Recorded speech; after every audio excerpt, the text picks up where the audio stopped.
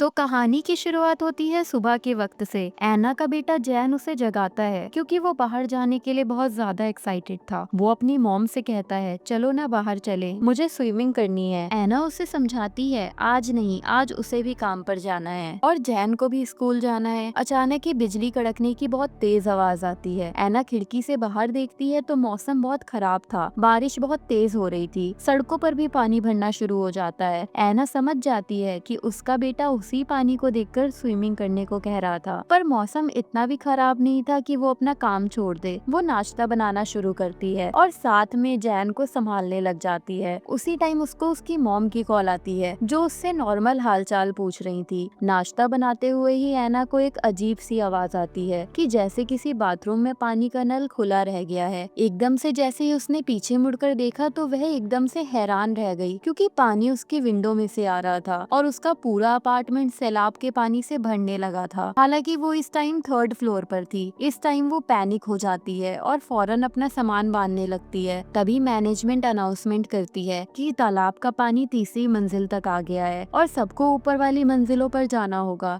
Elevator भी इस time खराब हो चुके थे। जैन बहुत शोर कर रहा था, बार बार ऐना से स्विमिंग करने को कह रहा था, तो ऐना उसे डांट कर टेबल पर बैठा देती है और दोबारा अपना सामान पैक करने लगती है। इसी टाइम पर उसे अपनी कंपनी के सिक्योरिटी एजेंट का फोन आता है जो उसे बचाने आ रहा होता है। वो उससे फोन पर कहता है, वक्त जाया मत करो और फौरन ऊपर जाओ। अचानक ही बिल्डिंग की लाइट चली जाती है और इस कॉल और उसके बाद लाइट जाने की वजह से ऐना और भी ज्यादा पैनिक करने लग जाती है। वो अब बस सिर्फ जैन की दवाइयाँ उठाती है और जैन को उठाकर यहाँ से भागने ही वाली होती है, पर अब जैन उसे कहीं नहीं मिल रहा था। उसे याद आया कि उसने जैन को डांटा था और हमेशा डांट खाने के बाद वो क्लोजेट में छुप जाया करता था। इस टाइम भी वो यहीं पर था। जैन को अपनी पीठ पर बैठाए वो जल्दी से अपार्टमेंट से निकलती है और कॉरिडोर की तरफ बढ़ जाती है। कॉरिडोर लोगों के सामान से भरा हुआ था। लिफ्ट इंसानों से खचाखच भर गई थी कि ओवरलोड होने की वजह से चल भी नहीं रही थी। ऐना भी इस टाइम बिल्कुल टाइम वेस्ट नहीं करती और सीढ़ियों की तरफ बढ़ जाती है, लेकिन सीढ़ियों पर भी बहुत ज्यादा रश था और ये देखते हुए ऐना दूसरी इमरजेंसी स्टेयर्स की तरफ भागती है। वह तेजी से ऊपर जाना शुरू करती है और नीचे की तरफ देखती है कि सैलाब का हाल बहुत ज्यादा बुरा हो गया है और पानी तेजी से ऊपर की तरफ बढ़ रहा है। 2 फ्लोर्स ऊपर चढ़ने के बाद उसे आगे से रास्ता बंद मिलता है। ऐना कोशिश करती है ऊपर चढ़ने की, लेकिन पानी में लाशों को देखकर डर जाती है। वो वापस नीचे आती है तो उसे वहाँ वही सिक्योरिटी एजेंट मिलता है जो उसे ढूंढ रहा था। इस टाइम उसका बेटा जीन, जो उसके साथ साथ ही था, कंफ्यूज होकर अपनी मॉम का हाथ छोड़कर भीड़ के अंदर चला जाता है और ऐसे ही लोगों में गुम हो जाता है। ऐना बहुत ज्यादा परेशान हो गई थी। वो उसे ढूंढने लग जाती है। वो अपनी सिक्योरिटी हेड को भी उसे ढूंढने को कहती है और तभी अचानक वो देखती है कि पानी की एक बड़ी लहर खिड़की की तरफ बढ़ रही थी। अगले ही सेकंड वो पानी की लहर खिड़की तोड़कर उसके पूरे अपार्टमेंट को, इस पूरे फ्लोर को डुबा देती है। ऐना का सामान और चीजें बह जाती है और ऐना पैनिक करने लगती है। अपने बेटे को ढूंढने के लिए वो इसलिए पानी के अंदर जंप कर देती है और तैरते हुए अपने बेटे को ढूंढती है। फाइनली ऐना को जेन मिल भी जाता है, लेकिन वह इस टाइम बेहोश था। उसे पानी से बाहर निकालकर ऊपर वाले फ्लोर पर ले जाने की कोशिश में वह खुद भी बेहोश हो जाती है, लेकिन किस्मत से सिक्योरिटी एजेंट दोनों को ही बचा लेता है और उसके बाद सीपीआर देकर दोनों को होश में लेकर आता है।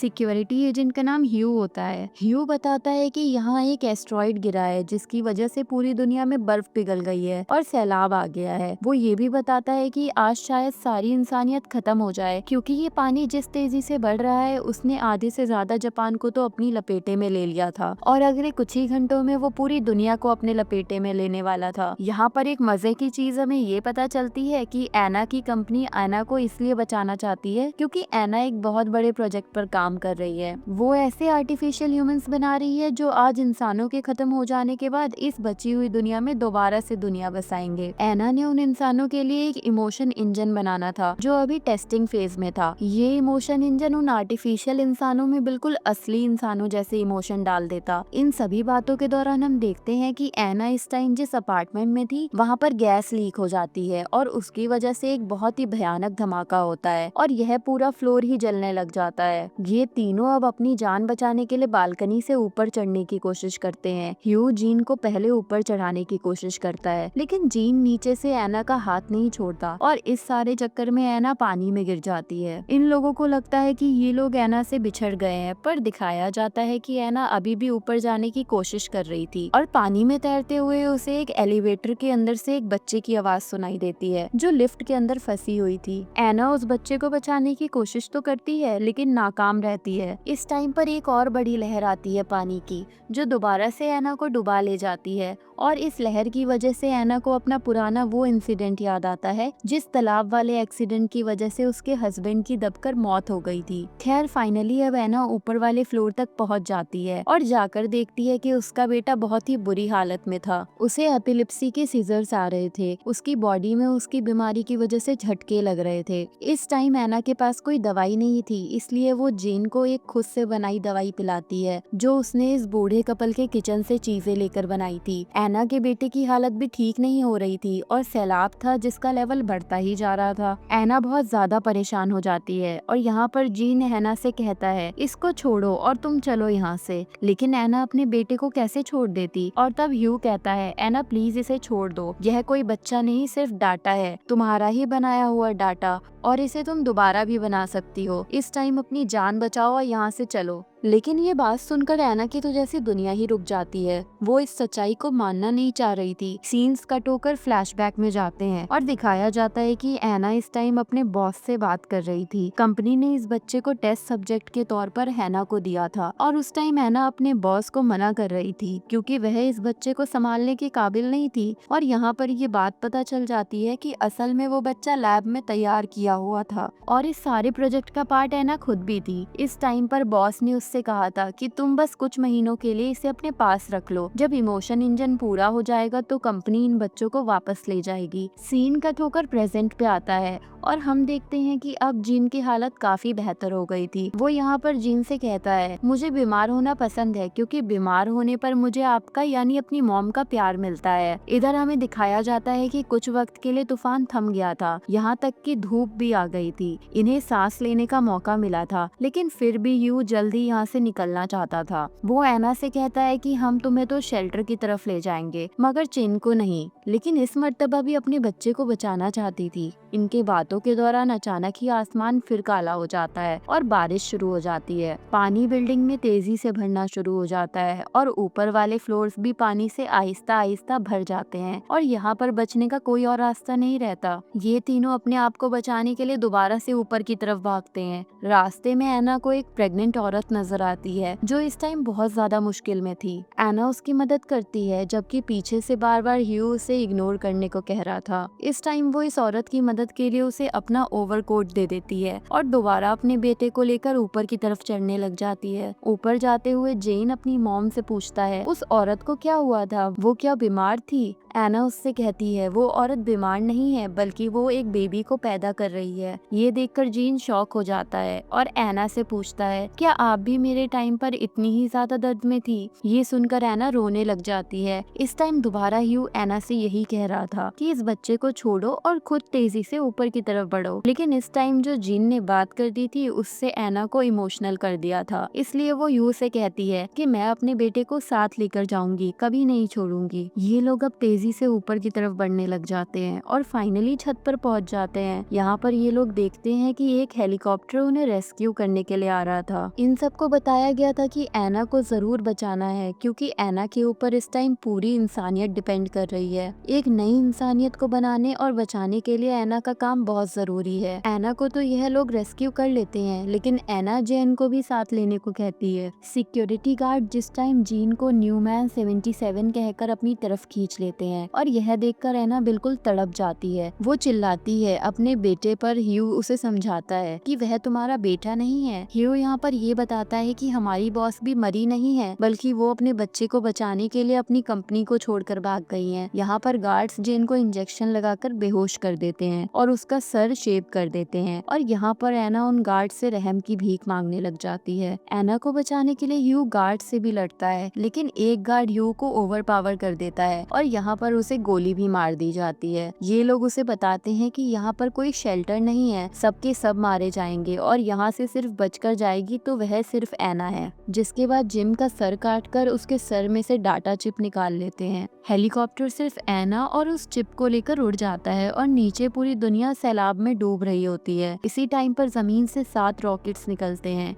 डायरेक्टर ह्यूनसू बताता है कि 15 मिनट में मेट्रॉइड्स जमीन से टकराएंगे और सब खत्म हो जाएंगे। साइंटिस्ट को नया इंसान बनाने के लिए सिर्फ मॉम्स इमोशन चाहिए, इसलिए वह ऐना का इस्तेमाल कर रहे हैं। ये कहते ही ऐना की एक नई स्टिमुलेशन शुरू कर दी जाती है और पता चलता है कि असल में ये सब कुछ जो हो रहा था वो सच में नहीं हो रहा था। नए इंसानों को बनाने के लिए असल में उन लोगों को मॉम्स के इमोशन चाहिए थे, इसलिए ऐना के ब्रेन के अंदर ये स्टिमुलेशन चलाकर उसे बार बार उसी डूबती हुई दुनिया में भेजकर ऐना को उसके बेटे को बचाने का काम दिया जा रहा था, ताकि ऐना के जरिए मॉम्स इमोशन वाला इंजन बन जाए और नकली इंसानों को बनाने में वो काम आ सके। यहाँ पे जैसे ही एक मर्तबा ऐना अपने बेटे को बचा लेती है तो उसके दिमाग में एक दूसरी स्टिमुलेशन शुरू कर दी जाती है और यहाँ पर ऐना अपने बेड पर जागती है और उसे वही पुराने कॉल आते हैं, मगर इस बार वो होशियार थी। कुछ कुछ यादें उसे पुरानी याद थी। वो इस टाइम अपने बेटे जैन को समझाती है कि तुमने किसी अजनबी आदमी से कुछ नहीं लेना। जैन इस टाइम रोते हुए उससे पूछता है कि मॉम, मैं हमेशा 6 साल का क्यों होता हूँ, हमेशा बड़ा क्यों नहीं होता। ये असल में इसी वजह से था क्योंकि जैन अभी भी स्टिमुलेशन के अंदर था। इस टाइम दोबारा एक पानी की बड़ी लहर इस बिल्डिंग से टकराती है और ऐना जैन को पकड़कर पानी के अंदर कूद जाती है। ये लोग तैरते हुए बालकनी तक पहुँचते ही है कि जैन ऐना से गुम हो जाता है। ऐना पानी में जैन को ढूंढती है मगर एक तैरती हुई कार आकर उससे टकरा जाती है और ऐना मर जाती है, जिसकी वजह से उसकी स्टिमुलेशन रीसेट हो जाती है। ह्यू ऐना को होश में लाता है इस नए स्टिमुलेशन के अंदर और इस मर्तबा ऐना को पता चलता है कि उसका बेटा जैन भीड़ के अंदर गुम हो गया है। इस मर्तबा ऐना अपने बच्चे को बचाती है, जिसके बाद एक नई स्टिमुलेशन स्टार्ट हो जाती है जिसका नंबर था 1931। इस स्टिमुलेशन में ऐना बालकनी से कूद जाती है क्योंकि उसे डर लग रहा था कि ह्यू उसके बच्चे को मार देगा। इस टाइम उसे अपना बच्चा कहीं नहीं मिलता और तब उसे याद आता है कि पुरानी लिफ्ट में भी एक बच्चा फंसा हुआ था। ये उसकी पुरानी याद थी। स्टिमुलेशन के अंदर उसे पता चलता है कि इस लिफ्ट के अंदर एक बच्ची थी और उसने ऐना को बताया कि उसके बच्चे को कुछ लोग लेकर भाग रहे हैं। ऐना भागकर उन लोगों के पीछे चली जाती है अपने बच्चे को बचाने के लिए। वो लोग यहाँ से बहुत सारी चोरियां कर रहे हैं और ऐना के बच्चे के साथ बदतमीजी करने की कोशिश कर रहे हैं, पर ऐना अपने बच्चे को बचाने के लिए उन लोगों के ऊपर हमला कर देती है। वो आदमी भी अब ऐना के पीछे पड़ जाते हैं और उसे मारने की कोशिश करते हैं, पर ठीक उसी वक्त पर वो बच्ची जो लिफ्ट के अंदर थी और साथ ही यू यहाँ पर आकर ऐना को बचा लेते हैं। जिसके बाद वो बच्ची इन तीनों को लेकर अपने घर चली जाती है जहाँ पर उसके ग्रैंडपा और ग्रैंडमा थी। ये लोग देखते हैं कि पानी इनके इस फ्लोर तक भी आने वाला था। वो ऐना इस बच्ची को जिसने उसके बेटे को बचाया था और साथ ही साथ उसके ग्रैंडपा और ग्रैंडमॉम को यहाँ से जाने को कहती है, पर वो बच्ची और उसके ग्रैंडपा और ग्रैंडमा दोनों ही यहाँ से जाने से इनकार कर देते हैं। ऐना और वक्त जाया किए बगैर यहाँ से निकल जाती है और आखिर उन लोगों की यहीं पर मौत हो जाती है। ऐसे ही पता नहीं कितनी स्टिमुलेशन से वो गुजरती है और एक स्टिमुलेशन के अंदर ऐना उस प्रेग्नेंट औरत की भी मदद करती है जो उसे बार बार कॉरिडोर में मिलती थी।